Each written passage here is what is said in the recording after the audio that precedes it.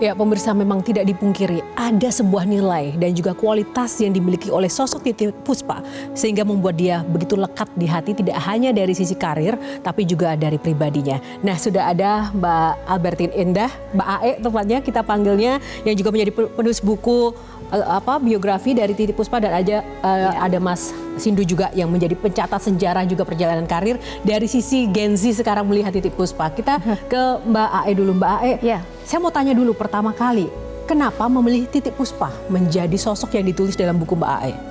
Sebetulnya ini adalah kombinasi dari dua keinginan ya, keinginan beliau dan keinginan saya. Satu, kalau dari saya sebagai penulis biografi, saya merasa bahwa ada sosok-sosok hebat Indonesia yang bagaimanapun dia harus memiliki bingkai cerita, dia harus punya bukunya. Indonesia dari generasi ke generasi harus tahu mereka. Nah, salah satunya adalah Titiek Puspa.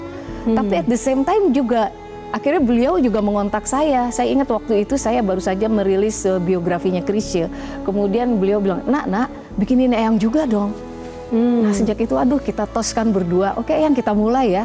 Nah, itu sebuah dream comes true ya buat Tahun saya. 2007 itu ya Mbak? 2007. Berapa lama memproses buku Eyang Titiek? Kira-kira setahun ya, karena kemudian saking akrab dan saking semangatnya kami, mungkin hampir tiap hari saya ketemu beliau. Kadang-kadang saya iseng lewat jalan pasar Minggu, kemudian belok ke Perdatam. Dan Eyang kalau pas nggak show atau nggak ada kegiatan, dia selalu ada. Jadi mungkin saya boleh cerita sedikit ya. Jadi kalau di Perdatam itu kan ada perusahaan cateringnya Eyang ya. Dia punya mini ballroom tempat orang untuk tes food dan segala macam. Terus saya sempat tanya, rumahnya Eyang yang mana ya selain dari tempat usaha itu? Oh itu, ada sebuah kamar kecil di belakang ballroom itu, dan di sanalah beliau tidur. Saya tanya, Eyang kok lucu nggak di dalam rumah, kok di kamar? Enggak, saya ingin menjaga semuanya. Saya cukup di kamar ini berdoa, terus saya merasa aman kalau semuanya baik-baik saja. Dari situ saya bisa melihat keagungan jiwanya ya. Secara spiritual memang beliau sangat dari awal kuat, saya dekat dengan beliau, saya sudah mencium itu kekuatan spiritual dan semangat untuk mengayomi. Nah, ada 346 halaman tadi saya sempat buka dari buku Mbak Ae juga. Boleh dirangkum 3 hal yang bisa kita dapatkan dari sosok Eyang Titiek Puspa dari kacamata yang sudah tertulis dalam buku itu? Yang message yang paling penting yang ada di buku yang saya tulis ini adalah, betul, ada 3 kekuatan yang sangat menonjol dari seorang Eyang Titiek Puspa ya. Pertama, dia adalah seorang yang merangkak untuk meraih suksesnya itu dari kondisi yang amat sangat sulit, sehingga dia kemudian memiliki empati yang sangat besar yang dia tunjukkan pada banyak orang dan terutama pada seniman. Kemudian yang kedua, Eyang juga adalah seorang selebriti atau seorang seniman yang memiliki semangat pemersatu. Itu jarang sekali tuh Mbak. Jadi dia punya energi untuk menyatukan artis penyanyi. Kita tahu tahun 71 dia membuat Papiko, Persatuan Artis Penyanyi Ibu Kota ya. Dan kemudian setelah itu dia tidak pernah jeda. Dia selalu tampil dengan komunitas itu dan bahkan juga membuat momen-momen gabungan dari artis-artis ya untuk membuat suatu pertunjukan gitu ya. Itu memerlukan energi dan keikhlasan loh Mbak, karena mungkin ya secara materi dia mungkin tidak mendapatkan apa-apa atau bahkan nombok mungkin, tapi energi cintanya begitu luar biasa. Dia sangat cinta, sangat bahagia jika artis-artis berkumpul dan membuat sesuatu. Itulah mungkin honor terbesarnya Eyang Titiek. Nah, yang ketiga hal yang sangat menonjol dari beliau adalah spiritual yang sangat kuat. Itu luar biasa.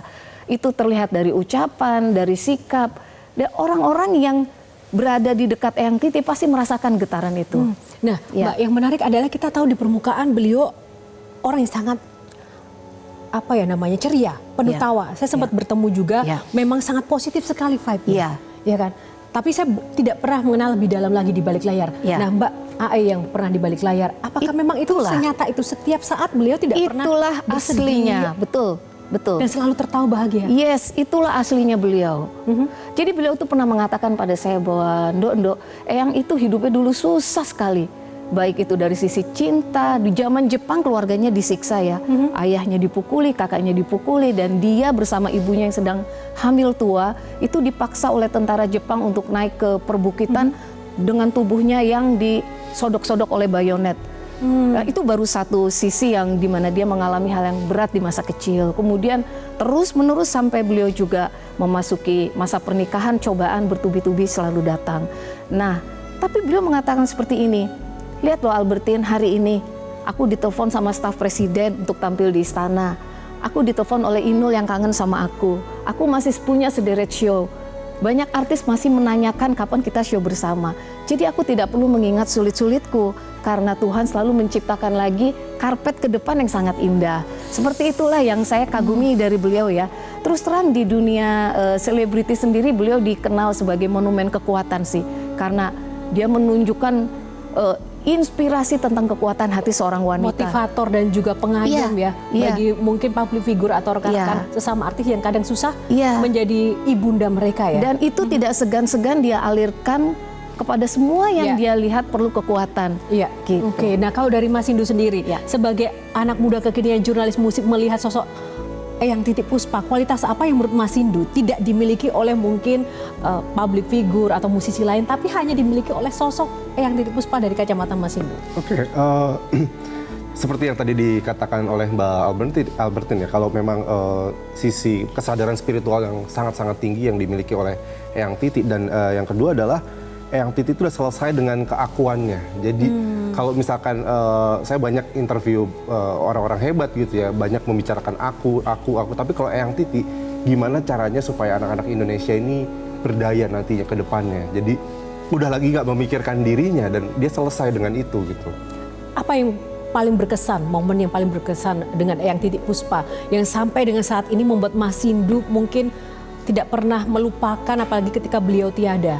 Pesan apa yang mungkin sempat disampaikan ke Mas Sindu? Kalau dari pengalaman saya interview dengan beliau ya, itu yang paling nggak saya lupakan adalah ketika beliau bercerita mengalami salah satu momen spiritual yang sangat luar biasa bertemu dengan Tuhan, dia bilang. Itu yang sampai sekarang saya meyakini bahwa itu adalah kesaksiannya yang benar. Dan ketika saya coba tanya lebih jauh ketika kamera sudah mati gitu ya, Eyang cuma menjawab, aku tuh nggak mau banyak cerita soal hal itu karena orang nggak akan percaya. Tapi apa maksud beliau memaknai pertemuan dengan Tuhan itu seperti apa, Mas Sindu? Beliau bercerita waktu itu saat sedang di Mekah gitu ya, momen peristiwa itu terjadi, dan beliau menggambarkan bahwa saya bertanya kan, apa pesan yang disampaikan ke Eyang Titi kalau memang itu adalah sebuah pertemuan yang sangat-sangat spiritual. Eyang Titi cuma bilang, aku nggak dipesanin apa-apa, tapi aku merasa dicintai. Jadi itu yang membuat saya yakin kalau Eyang Titi tidak sedang berhalusinasi atau tidak sedang berbicara yang melantur, tapi kehadiran Tuhan yang sangat hangat sehingga dirinya merasa dipeluk, dicintai dan disayangi oleh ya Tuhan dan semesta ini gitu. Ya, kekuatan spiritual seorang legend seperti Titi Puspa ini menjadi nilai dan value yang tidak dimiliki yang lain, dan kita berharap menjadi inspirasi tersendiri. Kita akan lanjutkan nanti menggali lebih dalam lagi tentang sosok Eyang Titi, namun kita akan jeda dulu pemirsa. Sesaat lagi Tribute to Titi Puspa akan segera kembali.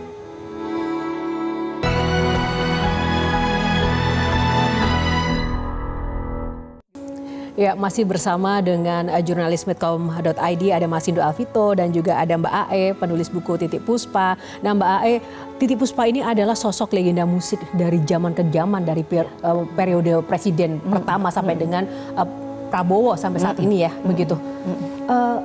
Apa sih yang membuat seorang Titi Puspa ini bisa selalu diterima dari masa ke masa? Ya, itulah keistimewaan beliau yang cukup langka ya, di mana kita tahu bahwa di setiap dekade dia memiliki part khusus di situ. Nah, pernah disampaikan nggak oleh Eyang Titi secara langsung? Dia hanya resepnya apa begitu? Iya.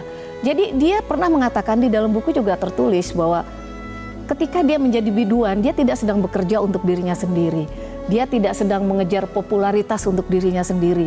Dia ingat masa-masa susah untuk jadi penyanyi yang dikenal, maka dia selalu mengalirkan energi untuk penyanyi-penyanyi yang butuh bantuan, butuh dukungan. Nah terus saya tanya, terus Eyang itu nggak capek? Dia jawab, Albertine, kalau kita di dalam bekerja itu kita memberi kasih pada orang lain, kasih itulah yang akan merawat kita. Jadi menurut saya kebaikan dirinya yang menjadi perawat karirnya beliau. Sehingga kemudian di setiap era dia pun memiliki panggung khusus ya, tidak pernah tertolak oleh zaman. Bahkan saya lihat para seniman dari generasi ke generasi pun kemudian selalu mengingat beliau untuk diajak serta. Nah itulah yang saya melihat timbal balik dari sebuah kekuatan cinta ya di dalam dunia seniman. Ya karena kita lihat juga ya, Eyang Titi ini kan ngefans sekali sama Pak Karno. Ya. Pernah juga menyanyikan lagu untuk Pak Harto, Bapak Pembangunan Indonesia, dan sama Pak SBY, tapi belum jadi mau recording, dan juga akrab dengan Pak Jokowi. Nah, Mas Indu melihatnya itu seperti apa? Kadang kan kita melihat bahwa seorang musisi yang akrab dengan tokoh-tokoh pemerintahan itu seolah-olah tuh tidak netral atau seperti apa. Tapi Eyang Titi itu entah kenapa berbeda begitu loh. Nah ini yang menarik dari Eyang Titi ya. Eyang Titi itu tidak genuine gitu, tidak punya intensi politik, tidak punya intensi ingin famous yang akhirnya seperti apa. Dan kalau kita tilik ke belakang gitu, dari salah satu penuturan beliau gitu ya, dia cerita dia sangat dekat dengan Ibu Tien Soeharto. Sampai pada suatu saat ketika kedekatan itu sudah sangat-sangat dekat, mereka berbicara bersama, kalau dari bahasanya Eyang sampai ndelosor di lantai, ngobrol segala macam, sampai di titik Ibu Tien menawarkan, "Duk, kamu mau apa? Mau jadi menteri apa mau jadi apa, kamu bilang aja. Aku bisa wujudin." Dan saat itu juga Eyang Titi menarik diri dari istana. Dalam artian dia tahu mengukur dirinya sendiri bahwa itu bukanlah hal yang dia cari gitu. Dia tidak mencari kekuasaan dari hubungannya dengan para pemimpin, tapi dia mengaguminya. Karena dia melihat bahwa pemimpin negara adalah sosok yang harus melindungi bangsa gitu ya. Dan mungkin saya sedikit ceritakan soal yang lagu Bapak Pembangunan. Itu mungkin tidak hitam putih beliau membuat lagu khusus untuk presiden dalam konteks punya intensi tersendiri ya. Tapi beliau ceritakan karena beliau malu ketika Bob Geldof bikin album Live Aid untuk konser AMA untuk AIDS gitu ya. Cuman kan dibajak album itu di Indonesia kan pada 80-an. Dan kebetulan nggak lama setelah peristiwa itu Pak Harto gitu ya, Indonesia mengirimkan bantuan pangan ke Ethiopia. Dan itu jadi rasa membangkitkan percaya dirinya Eyang Titi lagi gitu. Oh, bangsaku ini bukan pembajak aja loh, punya empati juga gitu. Nah akhirnya rasa terima kasih itu dia ungkapkan lewat Bapak Pembangunan itu, lagu itu. Jadi nggak semata lagu politik gitu. Dan dalam sesi interview juga langsung dengan Eyang Titi, beliau juga menyampaikan bahwa dia sangat mendukung seluruh pemimpin bangsa ini sebagai warga negara. Jadi tidak mengenal politik ataupun warna-warna partai, tapi sosok pemimpin kita memang harus didukung. Itu tanggung jawab sebagai rakyat. Sempat disampaikan begitu sih. Nah kalau Mbak AE sendiri melihat sosok Titi Puspa dengan segala macam kiprahnya beliau begitu, pernah nggak Eyang Titi ini menyampaikan hal yang tidak pernah atau belum beliau dapatkan atau belum sempat beliau capai, ada nggak sih Mbak AE? Sebetulnya tidak ada. Tadi seperti Mas Indu bilang, beliau itu manusia tanpa tendensi ya. Apapun yang dia lakukan, dia tidak punya hidden agenda sebetulnya. Jadi beliau murni, natural untuk memperlihatkan kasihnya seperti itu. Tadi seperti saya juga menyambung soal kecintaannya pada semua presiden Indonesia. Begitu pula sebetulnya kepada semua orang dari berbagai kalangan. Dia adalah manusia yang tidak perlu dihormati, tidak memiliki niat tertentu. Dia hanya ingin menyampaikan sesuatu untuk memberikan support yang positif gitu. Dengan buku itu Eyang Titi sempat menyampaikan nggak beliau ini di akhirnya nanti tuh pengen dikenal sebagai sosok atau pribadi yang seperti apa sih melalui kisah hidup di bukunya? Iya. Bahkan dia protes dengan judul yang saya buat. Kenapa? Legendary Diva. Emang gue legend katanya kan? Dia tidak memiliki perasaan ingin dikenal luas sampai generasi ke generasi. Dia tidak ingin dikenal sebagai superstar yang tidak lekang oleh zaman. Dia betul-betul membawa diri apa adanya.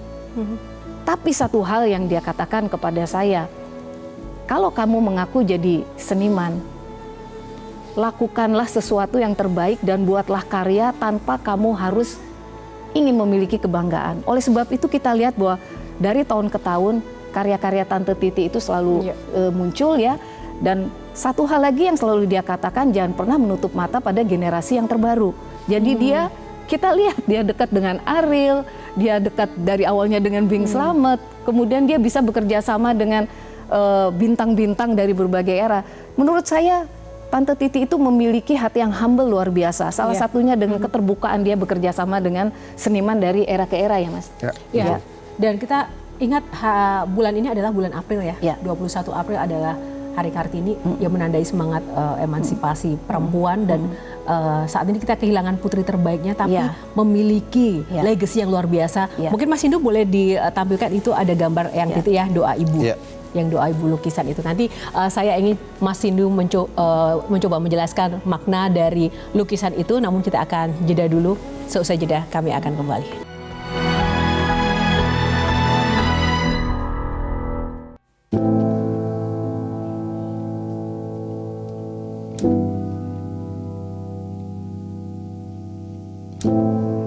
Baru berprofesi musik tahun 80-an awal, itu Tante Titi itu tidak memperlihatkan sebagai senior yang ya itulah biasanya kadang-kadang ya wajar aja, senior kan ya harus dihormati ya.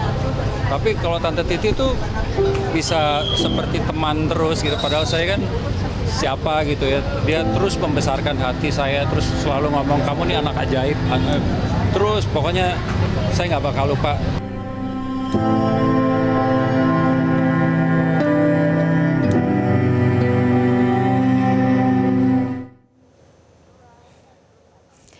Ya, kembali pemirsa di Tribute to Titi Puspa. Teman-teman merasakan tidak sih kali ini suasananya agak berbeda ya. Kita sedih tapi ada hal-hal yang juga membuat kita tuh belajar banyak dari sosok ini yang tadi saya juga tidak lepas pandangan saya dari gambar piringan hitam tadi yang dibawa Mas Hindu, doa ibu. Entah kenapa dari tadi ke distrak terus sorot mata tuh menuju ke sini. Mas Hindu boleh diterangkan nggak ini makna piringan hitam ini, kenapa harus membawa piringan hitam yang ini begitu? Ya ini kebetulan kan memang karena terakhir kali aku ketemu dengan Eyang dan membubuhkan tulisan ya. Kalau di sini ada tulisannya sembahlah yang di atas, peluklah yang di bawah. Itu message yang aku minta untuk dibubuhkan di salah satu album yang menandai perjalanan penting Titi Puspa sebagai seorang musisi gitu. Karena itu tadi ini masuk ke album terbaik Indonesia dari versi majalah Rolling Stone. Kemudian waktu aku tanya gitu, ini doa ibu tuh apa sih Eyang gitu ya. Eyang akhirnya menceritakan kalau sebenarnya ada dari judul lagu di dalam piringan hitam ini gitu ya, lebih gitu.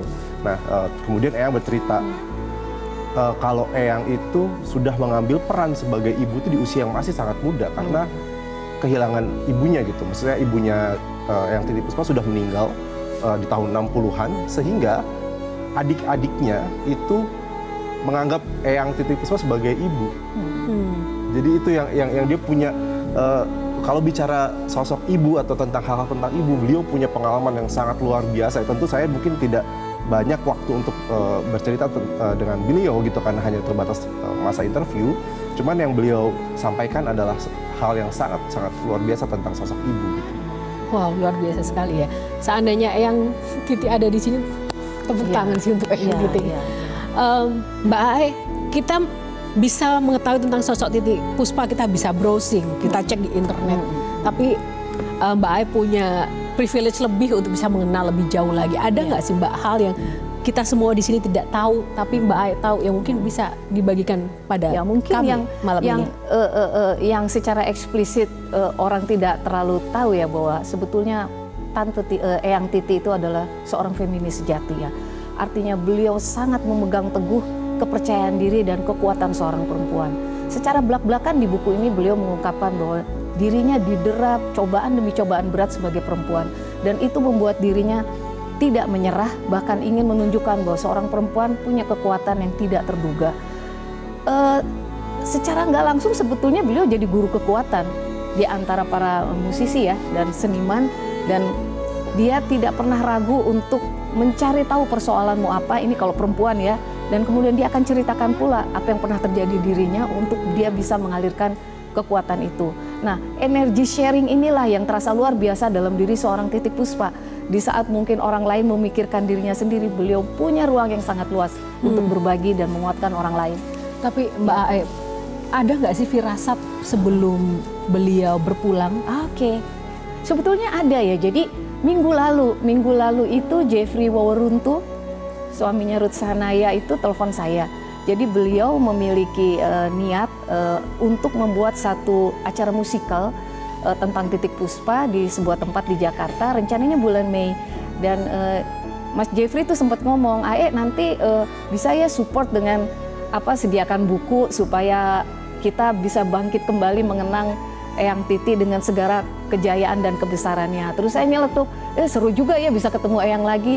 Nah Mas Jeffrey ngomong, cuman Eyang sempat ngomong sih, aduh kayaknya aku belum tentu bisa datang deh. Nah, jadi sekarang saya terpana ya, mungkin jawaban itu juga, ya itu tadi ya, beliau tuh kayak punya pesan dalam yang hanya beliau sendiri tuh yang tahu. Mas Indu sebagai sosok anak muda, Iya. jurnalis musik yang sudah malang melintang juga begitu.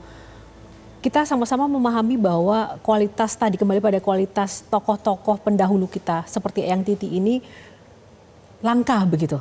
Ada nggak sih hal yang mungkin Mas Sindu dapatkan secara makna mendalam dari sosok Eyang Titi yang harus juga dimiliki oleh anak-anak zaman sekarang dalam berkehidupan, dalam bermusik? Yang paling utama kalau saya tangkap gitu ya, dalam berkesenian yang selalu saya lihat dari beliau adalah ketulusan itu sendiri, bahwa beliau itu tujuannya berkarya itu adalah berkarya dan untuk membuat karya itu bermakna bagi sosial gitu, bagi sekitarnya. Artinya bukan sekedar bicara itu tadi keakuan, aku bisa membuat ini, bisa membuat itu beliau hindari banget sih kalau dari obrolan interview kami ya gitu. Kayak beliau tidak take credit atas aku bisa membuat sesuatu yang bagus, tetapi aku bisa berguna apa buat sekitarku. Selalu kayak gitu point of view Eyang Titi gitu ya dalam berkarya ya. Itulah teladan yang harus memang kita ikuti ya dari sosok Eyang Titi. Mbak Ae, bagaimana Anda sebagai sahabat penulis buku sosok Titi Puspa Eyang Titi ini melihat makna atau arti penting kelahiran legend seperti Titi Puspa ini di bumi Indonesia? Ya, hari ini saya merasa bahwa kita patut bersyukur pernah memiliki seorang Titi Puspa ya. Seorang biduan yang energinya sulit untuk ditandingi.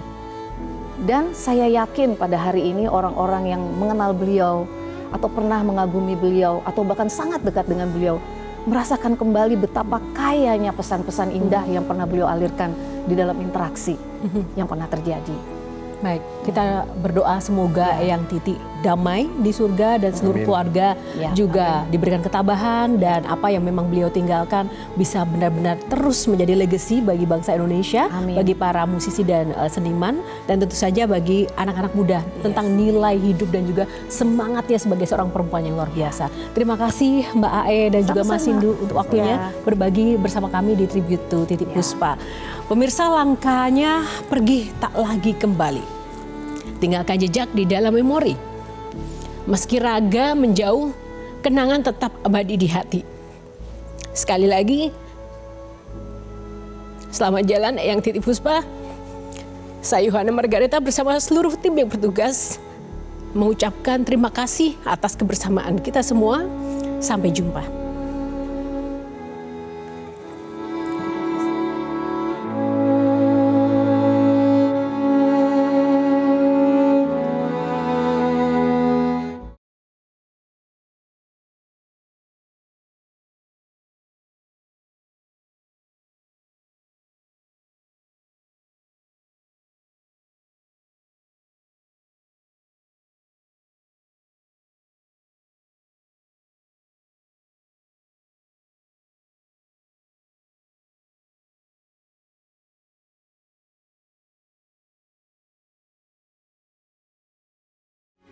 Metro TV. Jelajahi cara baru mendapatkan informasi. Download Metro TV Extend sekarang.